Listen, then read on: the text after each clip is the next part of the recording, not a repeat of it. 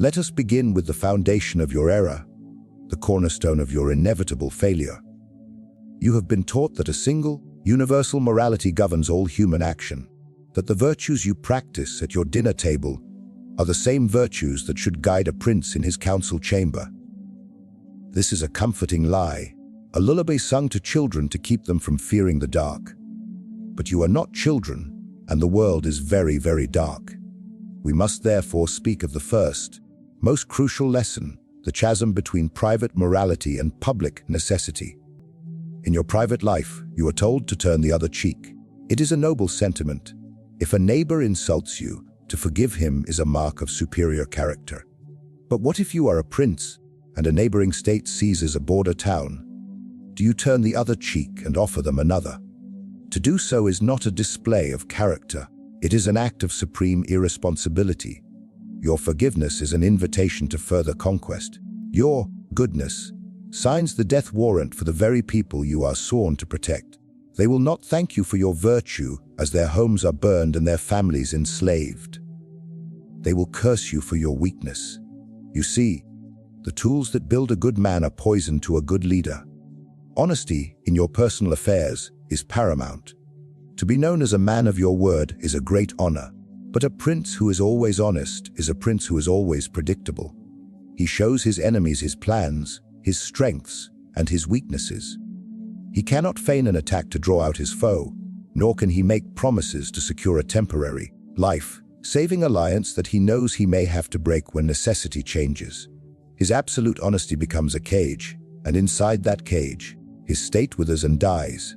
The state requires a leader whose word is believed, but whose mind is unknowable. Consider compassion. You see a beggar on the street, and your heart moves you. You give him a coin. It is a pure and simple act of good. But a prince sees 1,000 beggars.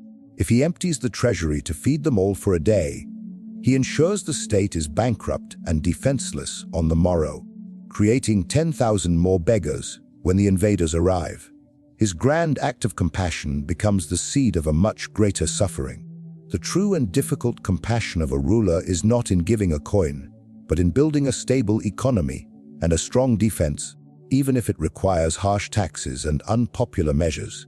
It is a cold, calculating compassion, concerned not with the feeling of the moment, but with the well-being of the whole for years to come. Let us imagine a conspiracy against the state. A small group of ambitious men plots to overthrow the government.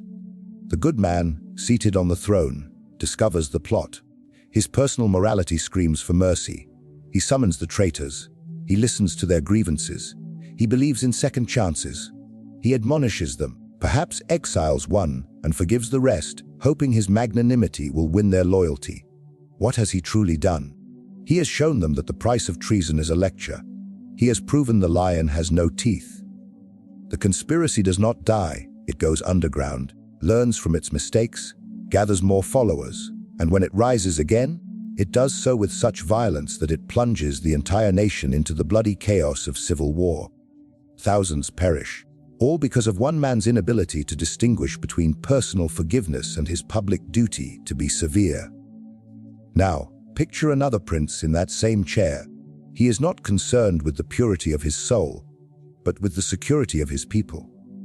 He uncovers the plot and understands it for what it is, a cancer on the body of the state. He does not hesitate. He moves swiftly, decisively, and with terrifying force.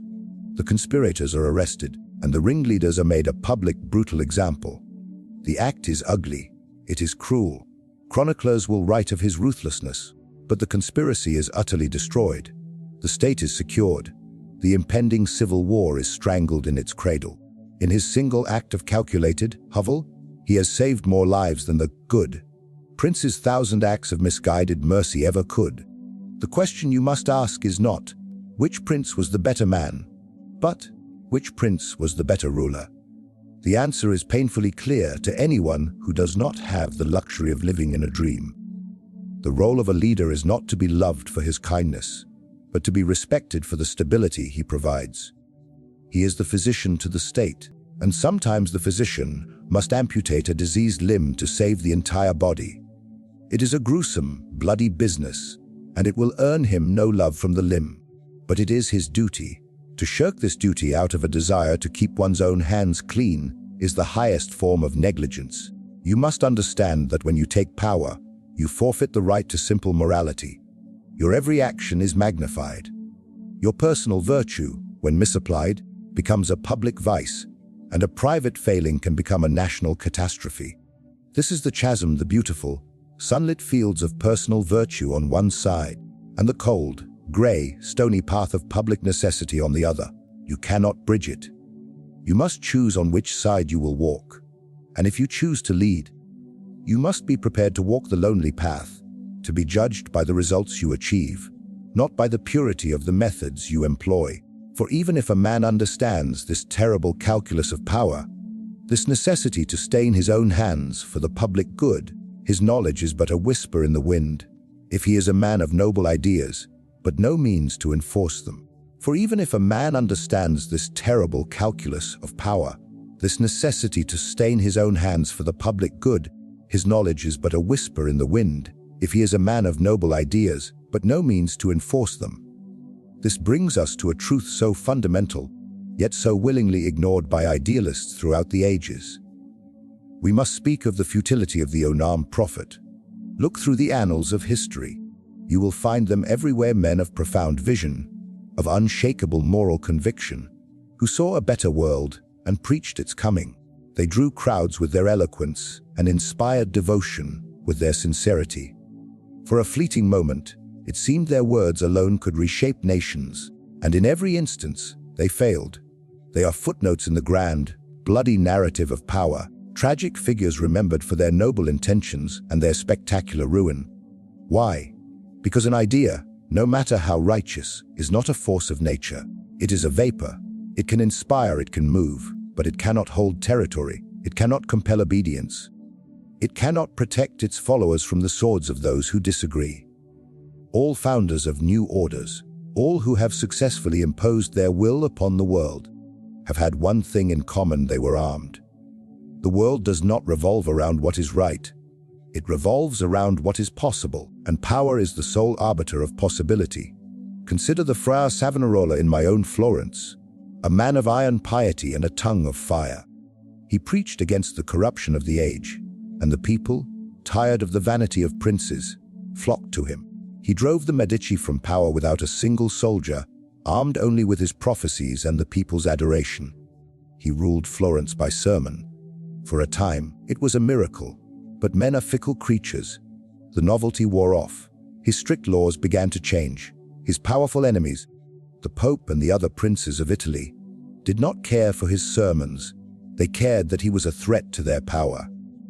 When they moved against him, what was his defense? Prayer, moral superiority, the fickle loyalty of the crowd. They excommunicated him, turned the people against him, and in the end, the same Florentines who had hailed him as a prophet watched impassively as he was hanged and burned in the public square. His vision for a city of God on earth turned to ash with him. He was the perfect example of the unarmed prophet, glorious in his rise, pathetic in his fall. You must burn this into your mind. The masses will follow a new idea out of curiosity, but they will only remain loyal out of necessity or fear. When the choice is between your beautiful vision and the armed security offered by a rival, they will abandon you. Every time. Good intentions are a currency that becomes worthless at the first sign of trouble. The only currency that never loses its value is the capacity for decisive, overwhelming force. This is not a celebration of violence. It is a simple recognition of reality. Force is a tool like a hammer. In the hands of a madman, it can be destroyed. But in the hands of a master builder, it is the only instrument that can construct a lasting edifice. Your vision for a just state is merely a blueprint. Without the hammer and stone of an army, of laws that have teeth, of a treasury that can fund them, your blueprint will be used as kindling by the first passing brigand who fancies your territory. When a prophet finally understands this and takes up the sword, he undergoes a fundamental transformation.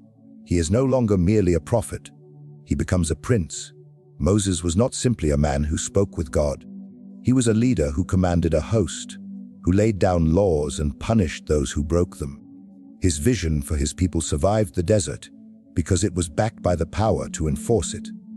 The moment you seek to make your ideas real, you enter the arena of power, and in that arena, you are judged not by the purity of your heart, but by the strength of your arm and the cunning of your mind. Therefore, the aspiring leader who declares, "I will win through persuasion alone," is either a fool or a liar, and in either case, he is unfit to rule. He is promising to build a fortress with nothing but his own voice. It is a noble folly, but a folly nonetheless. A ruler's primary responsibility is to succeed, for in his success lies the safety of all his followers. To choose a path that guarantees failure, simply to maintain one's own sense of moral purity, is the most profound and selfish immorality of all. But acquiring arms is just the beginning of the prince's education, for a man who relies on brute force alone is a lion who will inevitably walk into a fox's trap. He must learn that wielding the sword is only half the battle. The other half is convincing the world he is wielding it for their sake, which requires a mastery not of arms, but of appearances. He must learn that wielding the sword is only half the battle. The other half is convincing the world he is wielding it for their sake, which requires a mastery not of arms, but of appearances. This is perhaps the most difficult art for a ruler to learn, for it goes against every simple moral lesson you have ever been taught. It is the lesson of the appearance of virtue over the actuality. A prince need not actually have all the good qualities I am about to name, but it is essential that he appears to have them. I will go further. To have them and to observe them at all times is harmful, while to appear to have them is useful. You must seem to be merciful, faithful, humane, upright, and religious.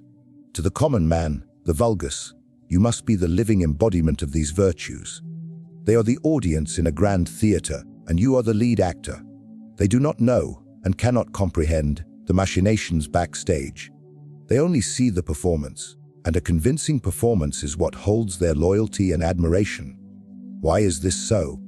Because men, in general, judge more by their eyes than by their hands. Everyone can see you, but few can touch you. Everyone sees what you appear to be, but few know what you really are. And those few will not dare to oppose the opinion of the many, who have the majesty of the state to defend them. The world is made up of the common people, and the common people are always impressed by appearances and results. When a prince wins and maintains his state, his methods will always be judged honorable and be praised by all, for the vulgar are always taken by what a thing seems to be and by what comes of it. Consider the quality of being merciful. A reputation for mercy is a powerful shield. It softens your image and can inspire a degree of love from your subjects. But if you are truly merciful in all situations, you will fail to punish rebellion, you will forgive treason, and you will encourage disorder, believing that kindness will correct what only steel can. Therefore, you must cultivate the image of a merciful ruler in times of peace, but your mind must be prepared to act with the utmost cruelty when the state's security is at stake. Likewise, you must appear to be faithful to your word. A prince who is seen as a liar and a promise breaker will find it impossible to secure treaties or command the trust of his allies and subjects. And yet, history shows us that the princes who have accomplished the greatest things have been those who cared little for keeping their word and who knew how to trick men with their cunning. A ruler must be a fox to recognize traps. He cannot be bound by promises when the circumstances that led him to make them have changed, and when keeping them would be to his own detriment. You do not break your word for trivial reasons, but you must be willing to do so when the survival of the state is the prize. You keep the appearance of faith while practicing the reality of calculated deception. Above all, a prince must seem to be religious. In my time, and I suspect in yours, there is no quality that commands more respect from the common people. To be seen as a friend of God is to give your rule a divine sanction, a moral authority that places you beyond simple criticism. You must be seen at public ceremonies, speak the language of piety, and show favor to the church. Whether you believe in your heart is a matter for you and your Maker alone. For the purposes of ruling, your private faith is irrelevant. Your public devotion is everything. The new prince especially, cannot observe all those things for which men are considered good, for he is often forced, in order to maintain his state, to act contrary to faith, contrary to charity, contrary to humanity, and contrary to religion. He must, therefore, have a mind ready to turn itself according to the winds of fortune and the variation of affairs. As I have said, he should not depart from the good if he can avoid it, but he should know how to enter into evil when forced by necessity. The cloak of virtue must be worn at all times in public, but underneath, the armor of pragmatism must never be removed. It is an exhausting duality, a constant performance, but this is the burden of leadership. To reject it is to reject power itself. But what of those times when mercy is a liability and humanity a fatal flaw? What happens when, to preserve the whole, the prince must not only act contrary to virtue, but do so openly, in a way that instills not love, but a profound and useful terror? But what of those times when mercy is a liability and humanity a fatal flaw? What happens when, to preserve the whole, the prince must not only act contrary to virtue but do so openly, in a way that instills not love, but a profound and useful terror? This brings us to the final and most misunderstood lesson of statecraft. We must now speak of the economy of cruelty. Let me be clear, I am not advising savagery for its own sake. A prince who delights in bloodshed is a butcher and a fool, and his reign will be violent and short. Cruelty is a potent poison. A single drop, administered correctly, can cure a fatal disease. An entire bottle, poured recklessly, will kill the patient and the physician. The economy, of which I speak, is the art of using the minimum amount of cruelty necessary to achieve the maximum amount of security. It is surgery, not slaughter. We may call cruelties, well used, if they are carried out in a single stroke, driven by the necessity to secure oneself, and are not persisted in, but are converted to the greatest possible benefit for the subjects. Cruelties are badly used when they are few at first but grow with time rather than diminish. A new prince, upon seizing a state, must determine all the injuries he needs to inflict and inflict them all at once. By not repeating them, he can reassure his people and win them over by benefiting them. To do otherwise, to inflict small harms day after day, is to keep a knife forever twisting in the wound. Such a prince can never rest, for he forces his subjects to live in constant fear and mistrust, and perpetual fear is the mother of conspiracy. Consider a city rife with disorder, ruled by feuding barons, where robbery and violence are the law of the land. A good prince might send magistrates who make a few arrests, hoping to slowly impose order. His gentleness will be seen as weakness. The violence will continue, simmering for years, claiming countless lives through slow attrition. A truly effective prince understands the need for a different medicine. My own model, Cesare Borgia, upon conquering the Romagna, founded in precisely this state of chaos. He appointed a ruthless and efficient governor, Ramiro de Orco, and gave him full powers. De Orco pacified the region with swift and brutal methods, making examples of the lawless. The land became peaceful and secure, but he also became hated. Once the state was secure, Borgia knew that de Orco's continued authority would only create resentment against his own rule. So, one morning, he had his lieutenant's body cut in two and left in the public square with a block of wood and a bloody knife beside it. The ferocity of this spectacle left the people at once satisfied and stupefied.